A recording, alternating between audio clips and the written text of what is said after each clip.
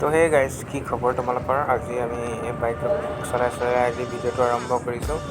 আজি অকণ আমি ওলাই আহিছোঁ।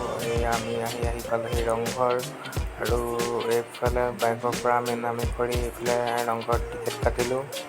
টিকেট কাটি সোমাই আহি দেখিব আমাৰ জাতীয় পতাকাখন। তাৰ পৰা এনেকৈ মই আহি আমি গৈ আছোঁ, আৰু এনেকৈ গৈ দেখিব ৰংঘৰৰ আমি অলপমান এনেকৈ ভিতৰ ভাগ অকণমান ফুৰিলোঁ।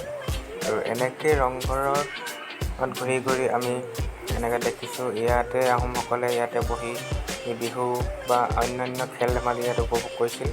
আৰু এয়া আমাৰ তেজীন্দাই ফটো মাৰিছে। এনেকৈ ফটো মাৰি ওলাই আহি দেখিলোঁ, এনেকৈ বাহিৰৰ পৰা ভিউটো দেখাই দিছোঁ এবাৰ।